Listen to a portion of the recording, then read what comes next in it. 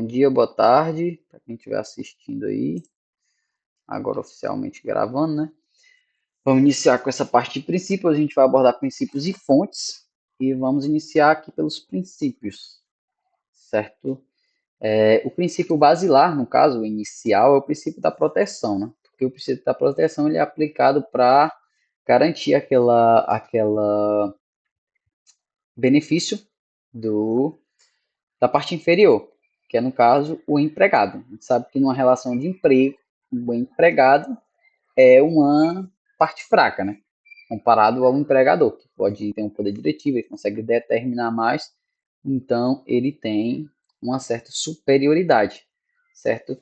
Então essa relação ela já nasce desequilibrada e logo esse princípio da proteção ele vem para equilibrar essa relação de desequilíbrio, certo? O princípio da proteção, ele é composto por três vertentes, que é o princípio da norma mais favorável, o princípio da condição mais benéfica e o princípio do indúbio para o operário, certo? Agora a gente vai destrinchar cada um deles para a gente ver como é cada um. Lembrando que a gente tem um ponto da reforma trabalhista, não sei se o professor abordou isso com vocês, ou Davi. A reforma trabalhista, que ela ocorreu em 2017, é a deforma, né, trabalhista, aconteceu com essa ideia do empregado hipossuficiente. É o super-homem das relações de emprego aí. Ele é aquela pessoa que recebe até duas vezes o teto da Previdência Social, também tem o requisito de ser formado, se não me engano, ter graduação, diploma desse. E ele tem a autonomia de chegar, botar os dois pés na mesa lá do empregado, na teoria, né? Porque ninguém é doido, botar os dois pés lá na mesa do empregador e determinar, ó, isso aqui não tá certo não, conserte, entendeu? Então, tipo, não é assim que funciona, né? Ele trouxe uma imagem super errada do que acontece, porque assim, pensa comigo, se você recebe R$ 1.000, 1.400 salário mínimo, tu consegue arranjar esse emprego mais fácil, né? Se tu for botado para fora, tu consegue ir ali em outro canto, no mesmo mês talvez arranjar um emprego do mesmo salário. Agora tu imagina se tu recebe o teto da Previdência, que o teto da Previdência hoje está em torno dos 7 mil e pouco. Ou seja, duas vezes o teto da Previdência tu recebe R$ 15.000. Quem é o doido de botar os pés na mesa e querer exigir do empregador um benefício para todo mundo, recebendo R$ 15.000? Onde é que tu arranja um trabalho de R$ 15.000 hoje em dia, assim, Que besta, no coisa ar? boa, né? Que seria. É, Que porra. coisa boa. Então, Oh, tipo, não tem como, né? Ele trouxe uma ideia de uma coisa que não existe. Porque ninguém é doido de chegar e botar os pés na mesa do empregador recebendo esse tanto. E aí, com isso, a gente traz o primeiro princípio da norma mais favorável, né? Ele é o benefício de que a norma que mais favoreceu o empregado, é que vai valer, certo? Independentemente da questão hierárquica. No direito do trabalho, a gente não tem essa hierarquia. Ou seja, se eu tenho a Constituição e na CLT eu tenho um benefício melhor do que na Constituição, valerá o da CLT, certo? Como no caso eu coloquei embaixo, ó, a CLT beneficia com 100% de hora extra e a CCT com 120%, que vai valer a CCT, entendeu? Não é a CLT. E basicamente explicando o que é uma CCT, eu vou explicar isso para vocês em fontes, quando eu aplicar fontes, eu explico direitinho o que é uma CCT e o que é uma ACT, vocês vão aprender. Aí no caso, quando ocorre o choque das normas, a gente vai determinar pelos termos que a gente vai aprender em fontes, que é acumulação automística ou conglobamento e incidibilidade, certo? Lembrando que ele está baseado também no artigo 7º da Constituição, que é além de outros que visam a melhoria de suas condições sociais, ou seja, basicamente a letra da lei do princípio da norma mais favorável. Se você tem uma norma que mais favorece o empregado, é ela que vai ser aplicada, entendeu? O outro princípio é o princípio da condição mais benéfica. O princípio da condição mais benéfica, ou inalterabilidade contratual impede, ele garante que a condição mais benéfica seja preservada. Entendeu? Então, tipo assim, vamos supor, no caso que eu até coloquei, a empresa oferece férias de 40 dias, mais 3 dias em um hotel de sua escolha. Em caso de revogação da norma contratual, apenas atingirá quem for contratado após a alteração contratual, e não os que já integram. A princípio da condição mais benéfica e na inalterabilidade de impérios é para garantir que não haja uma regressão contratual que prejudique quem já adquiriu aquele contrato, certo? Eu, como um empregador, eu basicamente tenho o poder de aquisitir o contrato. Eu disponho o contrato para ti, ó, tu tem direito a isso aqui, isso aqui, isso aqui. Tu só vai ter praticamente direito a aderir. Tu não vai, dificilmente, tu vai ter o poder de chegar para o empregador, ó, não teria como trocar isso aqui por isso, não. E ele trocar. Muito difícil. Isso é uma situação isoladíssima. Entendeu? Então, basicamente, o contrato de trabalho é um contrato de aquisição. Né? Então, esse ponto, que é a questão da inalterabilidade contratual, ela garante que não haja uma regressão contratual que prejudica você. Ou seja, uma alteração contratual efetivada nesse caso aí das férias de 40 dias mais 3 diários só vai afetar o pessoal após, entendeu? Quem for contratado após essa alteração. Anterior a ela, não pode, certo? Para firmar isso, a gente tem a súmula 51, inciso 1º do TST. As cláusulas regulamentares que revoguem ou alterem as vantagens deferidas anteriormente só atingirão os trabalhadores admitidos após a revogação ou alteração do regulamento, certo? A gente tem também o artigo 468 da CLT, que refrisa, e tem alguns pontos. No seu parágrafo primeiro, não se considera alteração unilateral. A gente tem que lembrar que é a questão do cargo efetivo para cargo de confiança. Por exemplo, eu tenho uma função, eu te promovo a um cargo de confiança, Davi. Só que aí amanhã eu já não tenho mais confiança em ti. Então eu te tiro daquele cargo de confiança, certo? Isso não é considerado uma regressão contratual, uma alteração contratual em pestes. Por quê? Porque o que tu exercia anteriormente, eu precisava da tua confiança para tu desempenhar aquela função. E agora eu não confio mais em ti. Então eu não posso no caso, penalizar como empregador por conta disso. Porque eu não tenho mais confiança em ti, então eu tenho que tirar daquele cargo mesmo. A alteração que trata o parágrafo 1º com ou sem justo motivo não assegura ao empregado o direito à manutenção do pagamento da gratificação. Ou seja, tu ganhava uma gratificação naquele cargo, tu regrediu, tu perde ela. Entendeu? Tipo, e não é contratual em PEGs também, porque, como eu te disse, é tudo benefício daquele cargo de confiança, cargo que tu não exerce mais. Princípio do indúbio pro operário. O Uma indúbio pro... pergunta, Pode falar. é, por exemplo, eu sei que isso é por causa da CLT, né? Porque assim, eu queria saber em relação a como é que funcionaria no funcionário público, aquele que tem cargo por comissão. Aquilo é um cargo de confiança também, não é? Também, mas como tu mesmo disse, os regimes de que tratam os princípios, basicamente eles são de regimes seletistas. Né? Sim, são diferentes, né? Se você é um empregado seletista, você tem uma relação de emprego. Uhum. O funcionário público ele tem uma relação de trabalho, né? Porque ele é estatutário. Ele abrange todos os benefícios, mas ele é aprovado em concurso público para poder exercer aquele cargo. Uhum. E aí tem a proteção como servidor público. Ele tem Exatamente. assim. Ex- Aí, por exemplo, uma pessoa que ela é, supondo que ele trabalha numa rede de fast food, por exemplo. E hum. aí o empregador, ele coloca, por exemplo, eu, como o empregado, como gerente. Aí isso se encaixa nessa condição de confiança, de assim, Depende, Davi. Depende, porque assim, o gerente, por mais que ele gerencie aquela função e tudo mais, né, ele precisa ser elencado como um cargo de confiança. Porque assim, vamos supor, eu te promovo a gerente, certo? Aí tu está exercendo uma nova função, desempenho novo. Então, basicamente,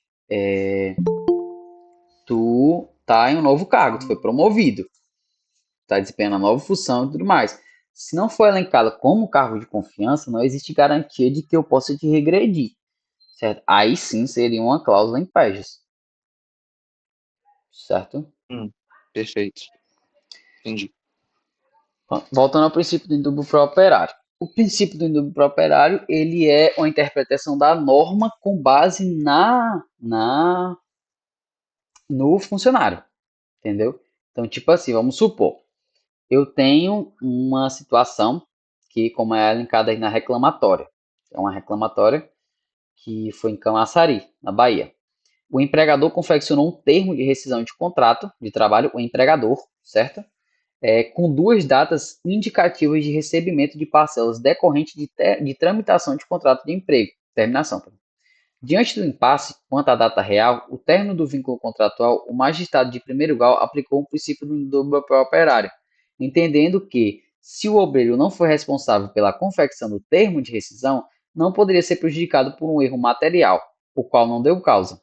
É assim, o empregador elaborou um termo de rescisão contratual e ele errou a data. Simplesmente, ele colocou duas datas e ficou uma data tipo assim, mais à frente, outra mais atrás. Entendeu? Então, o juiz determinou o princípio do indúbio pro operário e aplicou a data mais para trás, que alcança mais benefícios para o funcionário. Porque o funcionário não foi responsável pela elaboração de termo. Então, o empregador que assumiu o risco. E esse benefício, né, no caso da parte mais vulnerável, que é, no caso, o empregado, trouxe esse benefício sem dúvida para o operário e para ele. Então, essa basicamente é a função do princípio do indúbio para o operário, porque ele está vinculado à questão da vulnerabilidade do empregado, que a gente sabe que é vulnerável. Então, ele trouxe para esse princípio, certo? Tem um artigo também 423 da CLT. Quando houver um contrato de adesão, ou do Código Civil, perdão, quando houver no contrato de adesão cláusulas ambíguas ou contraditórias, deve-se adotar a interpretação da norma mais favorável ao aderente. Ou seja, até no próprio Código Civil tem essa titulação também do princípio do indúbio pro operário, certo? O princípio da irrenunciabilidade ou indisponibilidade de direitos trabalhistas. Os direitos trabalhistas, eles não podem ser renunciados. Ou seja, vamos supor, eu chego aqui, eu trabalho para ti, né? E eu chego para ti e digo assim, eu não quero mais férias. Preciso de férias não, eu sou uma máquina. Você sabe, nem o Cristiano Ronaldo. Não preciso de férias não, não dê férias não. Não pode, entendeu? De forma nenhuma. Não posso chegar e indispor de um direito que é direito meu, certo? Foram anos de lutas, foram muitas pessoas aí trabalhando em situações de escravidão para poder a gente ter os direitos trabalhistas que a gente tem hoje.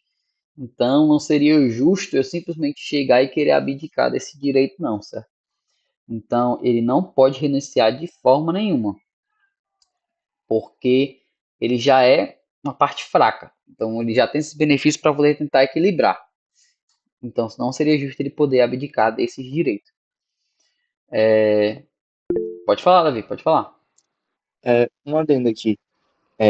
A gente tem, eu não sei se isso é previsto na CLT, mas o empregador, assim, a gente está falando aqui do empregado renunciar às férias, Exatamente. mas da parte contrária, que quando é o empregador ele tem que dar as férias, mas ele pode esperar, por exemplo, as férias dele sei lá, em julho, só que as próximas férias dele é no próximo julho, e aí ele pode o empregador ele pode não dar as férias do empregado em julho desse ano, mas antes do vencimento do próximo. Deu para ficar claro? Era uma Entendi, coisa assim que o entendi, vou te professor tinha explicar. falado. Vou te explicar o que tu tá falando. É assim, o direito de dispor das férias, Davi, ele é o que melhor atenda o empregador. Ou seja, eu como empregador, eu tenho passado o teu período aquisitivo e tu entra no período concessivo, aliás, concessivo, aquisitivo, eu tenho até aquele limite, eu tenho até 11 meses e 29 dias para poder te dar as férias após ter completado um ano de emprego, certo? Ou seja, vamos supor, tu entrou em setembro de 2020. Eu tenho até agosto, dia 31 de agosto de 2000 e... Não, dia 31 de agosto, não, dia 29 de agosto de 2022 para te dar essas férias, certo? Eu tenho até 11 meses e 29 dias do ano subsequente ao que você adquiriu as férias. Então, o empregador que vai decidir a data das tuas férias. Tu não tem essa de decidir, não, o empregador tu vai tirar em julho. Não, eu vou tirar em agosto. Não, você vai tirar em julho, acabou-se. Entendeu? Quem manda é o empregador nesse ponto. Então, ele que vai determinar. Ele pode lhe ouvir, se você quiser, um mês, e ele quiser que você tire naquele mês. Agora, essa escolha só cabe única e exclusivamente a ele, certo? Ele não vai fazer, assim como ele pode dar antes, né? No caso, vamos supor, ele pode dar nesses 11 meses, né? Mas se ele quiser dar antes, se ele quiser, tu completou um ano ontem. Se ele quiser dar amanhã as tuas férias, ele pode, entendeu? Tranquilidade é escolha dele. Era isso mais ou menos que eu queria dizer? Bom, era isso mesmo, exatamente isso. É que eu queria trazer a parte adversa, né? Sem ser a parte do A empregado. contrapartida, né? Eu entendo. Exatamente. É a contra. Isso. Entendi, entendi. É isso aí. O princípio da continuidade da relação de emprego. O princípio da continuidade da relação de emprego, ele é basicamente fundamentado na questão de que o contrato de trabalho ele deverá ser, em tese, por tempo indeterminado, certo? Ou seja, você tem um contrato de trabalho, ele deverá ser por tempo indeterminado, a não ser que ele esteja previsto nos contratos de tempo, no caso de regime temporário, que é, por exemplo, assim, vamos supor, eu tenho uma empresa que fabrica panetone. O panetone, ele vende o ano todo, né? Mas o período em que ele pesa mais é no Natal. Então, tipo, existe regimes a qual eu consiga contratar pessoas para somente aquele tempo. Então, no caso, se elenca como um contrato temporário, por tempo determinado. Assim, no caso, são os contratos de experiência, que são 90 dias. Então, o princípio da relação de emprego, ele traz essa ideia para a gente de que ele deve ser a caráter indeterminado, com exceções de que seja determinado, mas exceções bem restritas, certo, pessoal? Não é uma coisa simples assim, não. Vocês vão aprender mais em trabalho 2 sobre ele, se aprofundam mais, mas não é um entender do que eles quiserem, não, certo? E se os contratos de trabalho não obedecerem os requisitos, eles automaticamente se comprovam em contrato, se conformam em contrato por tempo indeterminado. Ou seja, se eu tenho um contrato por tempo determinado, certo? E eu passo, vamos supor, eu tenho 90 dias. Aí nesses 90 dias eu não te boto para fora, eu deixo tu ficar lá. Se transforma automaticamente em determinado, certo? A súmula 212, aliás, do TST, que é o ônus da prova, no caso, o ônus da prova é do empregador. Se eu botei, por exemplo, para fora por justa causa, a minha obrigação, aliás, eu como empregador tenho a obrigação de provar tua injusta, aliás, tua justa causa, certo? Aí o princípio da primazia da realidade. Que ele é um princípio bem basilar. Tipo, é a letra da lei. Tu tá lendo aí ele e é isso aí, entendeu? Tipo, a primazia da realidade. O que vai valer é a realidade sobre a forma, entendeu? Então, tipo assim, se eu tenho provas documentais e traz aquela insegurança sobre o fato, o que vai prevalecer é a realidade, entendeu? Se eu tenho ali provas que apontam para a realidade mais bendita, vai ser ela que vai valer, certo? No artigo 9º da CLT, serão nulos de plenos direitos atos praticados com o objetivo de desvirtuar, impedir ou fraudar a aplicação de preceitos contidos na presente consolidação. É basicamente a questão de quem quer burlar, né? Quem adianta também é ter primazia pela realidade, mas a primazia pela mentira, né? Não existe isso. Não é dessa forma que funciona. Agora é isso aí, a gente encerra o nosso unidade 3. Agora a gente vai abordar aí, no caso, a unidade 4, que é a unidade que aborda. Aqui no caso é que eu divido em unidades, certo? Mas no caso ela não é. O Cloud não faz a divisão por unidade, ele faz a divisão por tema, por tópico de aula. Mas aqui normalmente eu divido ele por unidades.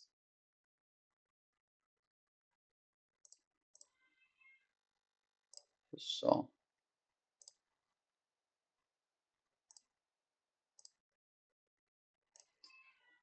A nossa unidade 4 ela vai abordar fontes e princípios. Se tiver alguma dúvida, pessoal, de fontes e princípios, alguma coisa para poder a gente dar um adendo maior, né, quando a gente chegar. Boa tarde, Larissa. Nem observei. Por mim, não? Não é isso aí. Vamos lá. Fontes e princípios do direito, fontes do direito do trabalho, pelo princípio a gente já viu, né? Fontes do direito do trabalho. É o lugar onde brotam as normas de conduta ou, em última essência, a gênese normativa, como diz Luciano Martinez, né? Que é a doutrina no qual eu tirei esse tópico, que eu mais usei, gostei bastante dela. Basicamente, a fonte é ali de onde origina o direito, né? A fonte normativa. Ela é basicamente aquele preceito histórico, normalmente, ou então aquele preceito social, alguma coisa que surge com muita influência, e ele origina a síntese normativa, né? A fonte ela pode se dividir em duas formas, que é a material e a formal. A fonte material, ela é aquela que origina histórica, né? No caso, ela tem a origem histórica, e todo aquele preceito social, cultural e tudo mais, que a gente vai abordar mais à frente. E a formal ela se divide em duas, que é a autônoma e a heterônoma. A autônoma quando há participação das partes e a heterônoma quando ela é imposta, quando não há participação das partes diretamente, certo? As fontes materiais. As fontes materiais são anteriores à existência da regra, estão ligadas aos fatores sociais, econômicos, políticos, filosóficos e históricos que deram origem ao direito. É aquele fator histórico que origina o direito, né? No caso, se deriva dele. Um caso clássico é a nossa Declaração da Independência de 1822, certo? Ela é tida como uma fonte material, certo? São poucas as fontes materiais. Eu disponibilizei para vocês um mapa mental, vou até lembrar lá no grupo, que eu salvei no Drive, só que eu esqueci de lembrar vocês. Tem lá um mapa mental, certo? Com tanto questões de princípios quanto questões de fontes. Então já está lá no Drive de vocês, já está lá. Aí, em contrapartida, a gente tem a fonte formal. A fonte formal ela é basicamente a manifestação do sistema jurídico, ou seja, ela sim é a aplicabilidade do sistema jurídico, a exteriorização do nosso direito, certo? Nelas estão contidas as leis, os regulamentos, as sentenças, os usos e costumes e os contratos, certo? No caso, eles são a derivação da norma. As fontes formais autônomas. As fontes formais autônomas, como eu citei, são elas as originadas pela participação direta das partes, certo? Então, no caso, teve ali uma participação direta da parte, ela já se configura automaticamente como uma fonte autônoma. E ela pode, no caso, ser a CCT, ACT, costumes, contrato de atividade de trabalho. O professor Claudio explicou para vocês, Davi, o que é uma CCT, o que é uma ACT? Deve ter explicado, mas você pode falar novamente, Não, não vou explicar, porque só para. eu às vezes eu chego atrasado na aula dele, Ah, tá, por causa ok. do ônibus. Você lembra, Larissa, alguma coisa sobre ACT, o que é CCT? A convenção coletiva, o acordo coletivo?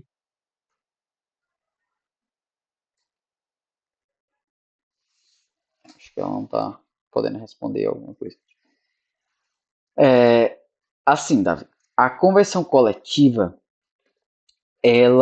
o nosso regime de acordo coletivo, convenção coletiva, ele prevê, a nossa CLT, que acordo coletivo, ele sempre se está acima da convenção coletiva, certo? O acordo coletivo, o acordo, ele, ele no caso, é quando o empregador, aliás, o sindicato dos empregados negocia com a empresa específica. Por exemplo, eu tenho o sindicato dos pescadores. Aí eu tenho uma empresa aqui que é a empresa que compra o pescado. Aí eu tenho vários funcionários ali, pescadores, certo?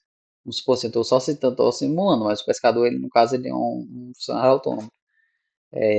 Mas vamos levar como se como se fosse contratado pelaquela empresa de pescado. Então, aquele sindicato dos pescadores, ele vai negociar com aquela empresa específica. Então, o que eles formularem ali será um acordo coletivo de trabalho e só valerá para aquela empresa, certo? Ele não terá validade em outras empresas de pescados, por exemplo, somente com aquela empresa, Por isso que é um acordo coletivo de trabalho para aquele grupo que participa daquela empresa. As demais terão que fazer outros acordos com o sindicato para poder valer para elas, certo? E a convenção coletiva, aí não, aí já é as cabeças. Já é o sindicato dos empregadores e o sindicato dos empregados. Ou seja, vamos supor que tem o sindicato dos professores, certo? E o sindicato das instituições de ensino. Então eles negociam ali, certo? Uma convenção coletiva, e aí sim, o que eles combinaram, o que ficou acordado na convenção coletiva, valerá para todos os funcionários daquelas instituições de ensino, certo? Todos os professores. Por quê? Porque foi o sindicato. Então, toda aquela circuncisão que é abordada pelo aquele sindicato, por exemplo, em Fortaleza, cada local tem o seu sindicato. Aqui deve ser sindicato, Eusébio seu sindicato, Fortaleza seu sindicato.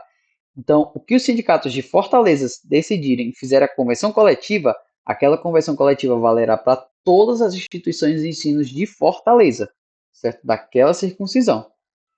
Diferentemente do acordo coletivo, que só vale para um específico. Deu para entender, basicamente, Davi, como funciona?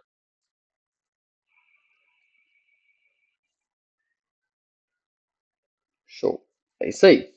Então, no caso, o acordo coletivo e a convenção coletiva são exemplos de fontes autônomas, certo?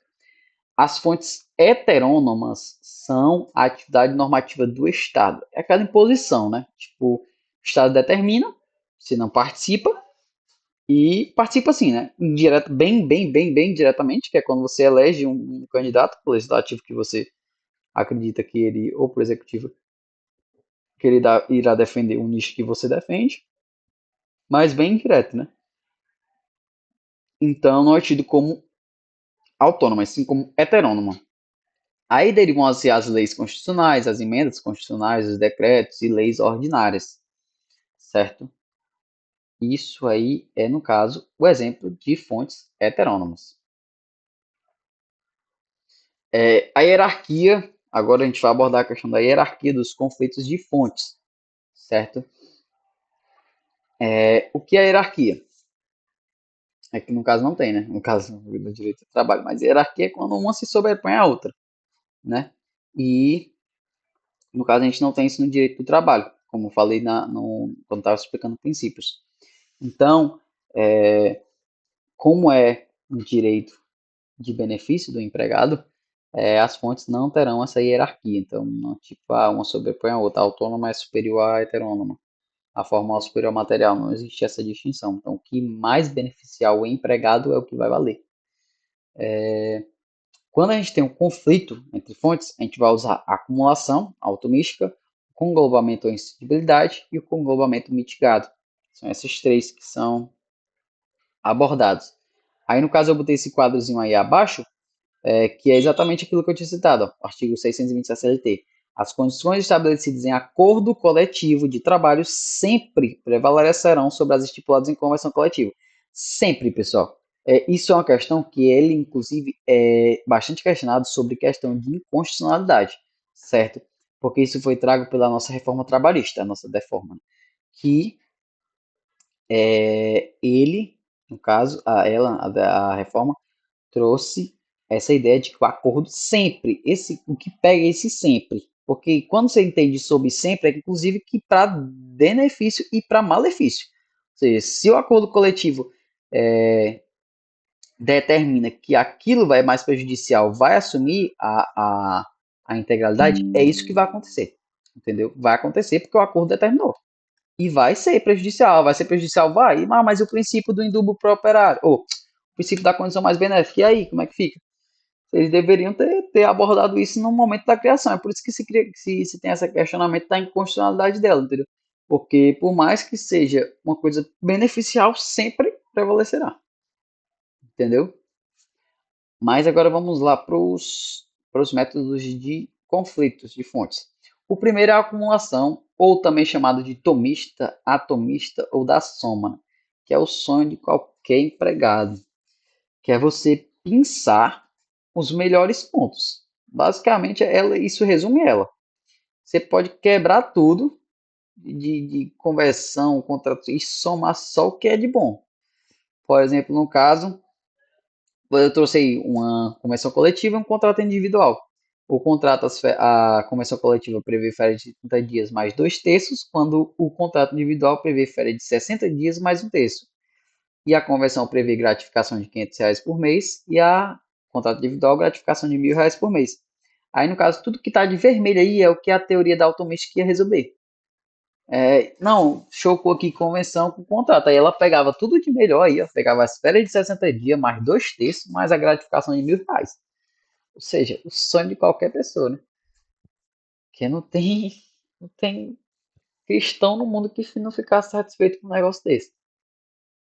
Mas ela não é utilizada no nosso ordenamento, certo? A teoria do conglobamento puro. Então, no caso, o, a atomística é a 80 e o conglobamento é o 8.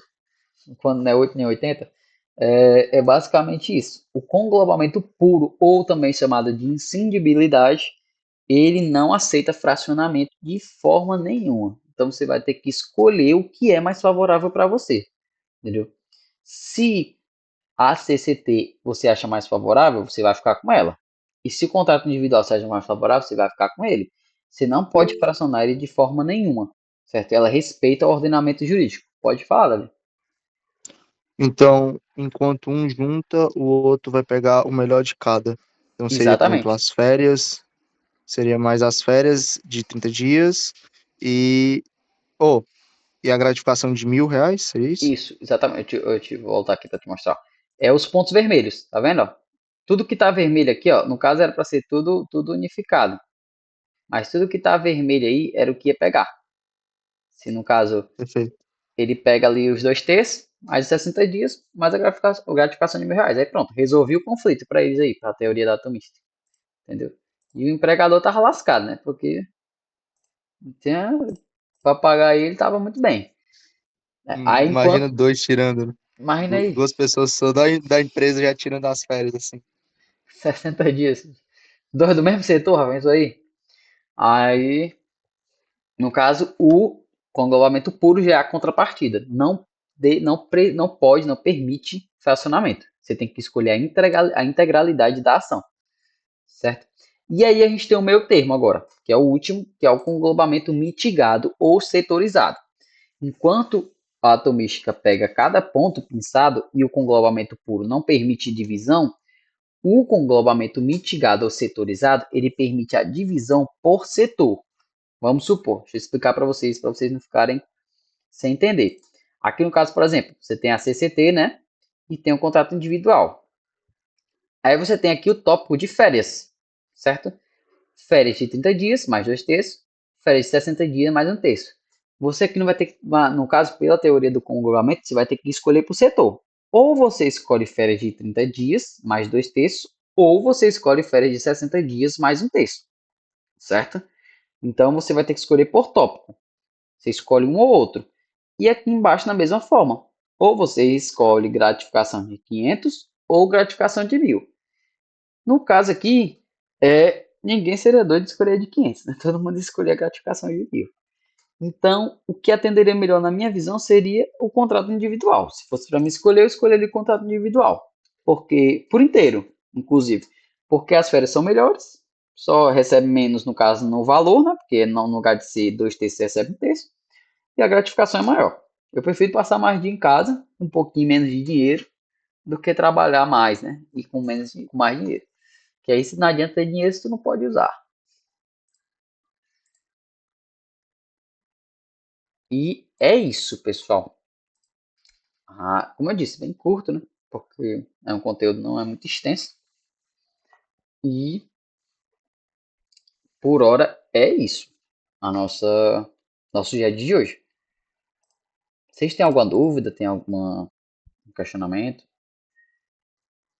Se vocês quiserem, a gente pode resolver alguma questão daquele que eu passei para vocês do formulário.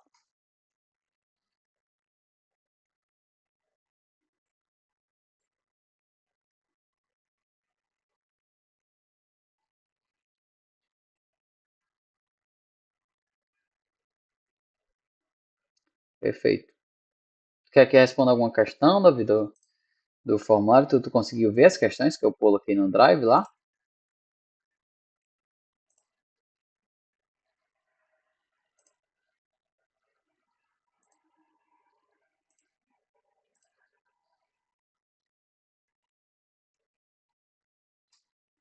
Show. Vamos resolver só umas duas questões para poder a gente não ficar tão curto. Deixa eu abrir aqui.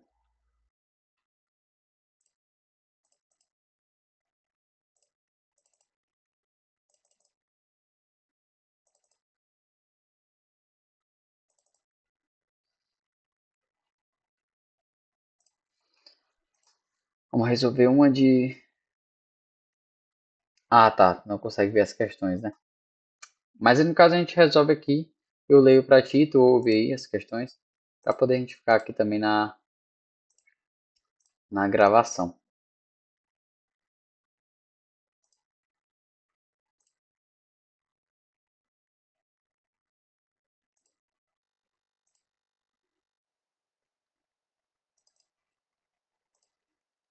Aí, no caso, vamos responder uma questão de princípios e uma questão de fontes. Vamos ficar com a primeira questão mesmo. Délio Maranhão afirma, em face do artigo 468 da Consolidação do Direito do Brasileiro, o jus variandi, que é o direito de variação, né? Somente poderá ser admitido dentro dos limites muito estritos, sob pena de se tornar letra morta em disposição legal. Essa disposição legal. Viga mestre de nossa legislação no trabalho e principal garantia do empregado contra o arbítrio do empregador. Assinale a alternativa a qual se vincula correspondente à passagem acima transcrita.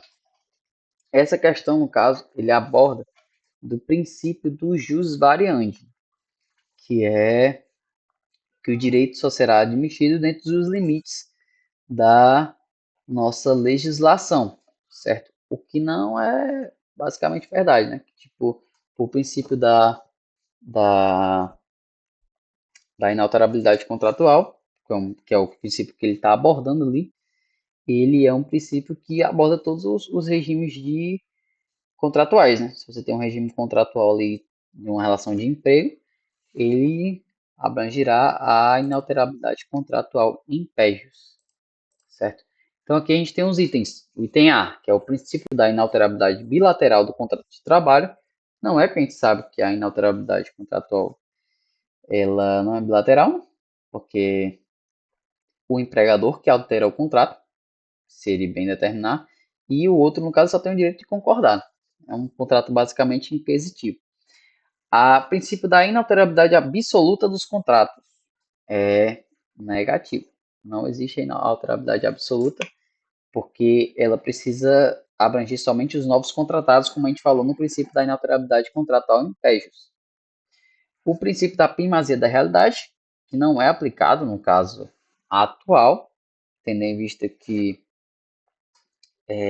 não é um objeto do jus variante, nessa questão específica, e a letra certa, que é o princípio da inalterabilidade unilateral dos contratos de trabalho, que é, no caso, o, a vedação de que haja essa alteração unilateral sem que o empregado, aliás, sem que prejudique o empregado. Então, o item certo é o item C, princípio da inalterabilidade contratual de trabalho, certo? Agora vamos ver uma questão aqui sobre fontes. Pode ser essa aqui também, que são fontes heterônomas. São fontes heterônomas do direito do trabalho. Tem uma questão aqui mais contextualizada, deixa eu ver ela aqui.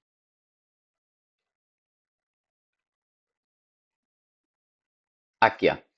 Essa questão é da FGV adaptada, certo? Essa aqui foi adaptada pela minha pessoa. Que ela desatualizou com o tempo. Não sei se tu tá ouvindo, Davi. Tu consegue Então, ouvir sim. direito? Tu lembra que eu te disse que tinha a questão, o ACT sempre vai prevalecer sobre a CCT. Essa questão aqui foi objetivo da OAB, ó, do Exame Nacional Unificado, em 2011. Que, no caso, ele tratou e agora está desatualizado. Aí, no caso, eu que adaptei. Foi celebrada a convenção coletiva que fixa a jornada de 7 horas diárias. Posteriormente, após, Na mesma vigência dessa convenção, foi celebrado um acordo coletivo prevendo redução da referida jornada em 30 minutos.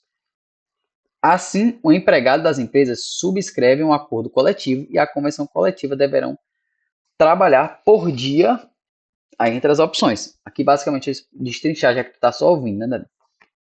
Foi celebrada uma convenção que ela baixava a jornada para 7 horas, uma convenção coletiva, sindicato, sindicato, certo? Aí, pouco tempo depois, na vigência ainda dessa convenção, foi celebrado um acordo coletivo que baixava só 30 minutos. Ou seja, a convenção baixou 1 hora e o acordo coletivo, pouco tempo depois, baixou 30 minutos. E aí, como eu te disse, né? O princípio lá, aliás, na nosso artigo 620 da CLT, o, o acordo coletivo sempre será superior à convenção coletiva, ainda que prejudicialmente. Ou seja, aqui já dá para saber para matar a charada da questão. O item A, 8 horas, que é o horário que ele vai trabalhar. Agora, no caso, é para você dizer qual horário que vai trabalhar, né? 8 horas, pois a Constituição Federal prevê jornada de 8 horas por dia e 44 horas semanais, não podendo ser revogada por 9 hierarquicamente inferior. A gente sabe que isso não existe, que no direito do trabalho não existe essa hierarquia. Ou seja, se a gente tem uma norma melhor e mais favorável, é ela que vai valer, certo? Deixa eu só Então, perguntar uma coisa aqui. pode perguntar. Seria no caso, então, eu sei, eu só vou adiantar aqui. Seria no caso, então, às 7 horas e 30 minutos Exatamente, dessa Davi. atualização, por conta que eu Exatamente. estava lendo. Exatamente isso. Porque, como eu te disse, o acordo coletivo vai prevalecer em todos os quesitos sobre a convenção coletiva. E quando essa questão foi feita, oh, perdão, quando essa questão foi feita, ela é porque não estava prevendo o acordo coletivo como superior à convenção, né? Exatamente, Davi, porque se tu olhar, o ano dela Hum, tem 2011. A nossa reforma trabalhista foi em 2017. E a reforma trabalhista que trouxe esse artigo 620 da CLT, que prevê que o acordo coletivo vai ser sempre superior à convenção. Ou seja, anteriormente não era isso.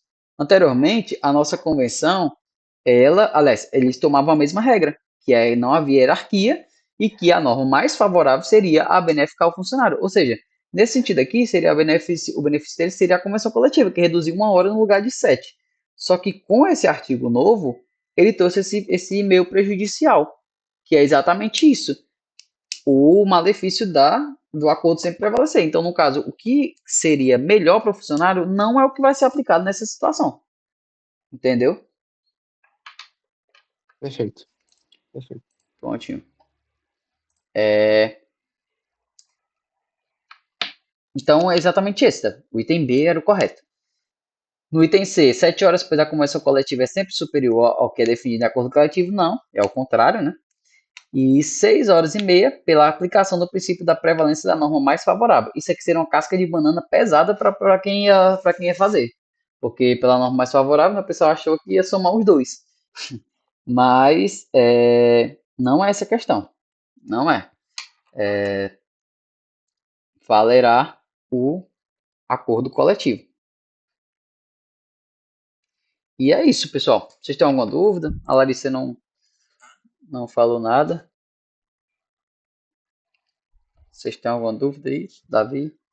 Não, por mim tá tranquilo. Como tu Aí falou, né? talvez quando eu for estudar mais sexta-feira, se eu gerar alguma dúvida, eu pergunto lá no grupo. Show. A gente faz lá, a gente vai fazer revisão também, próxima quinta, e dá certo. Então, é isso aí, galera.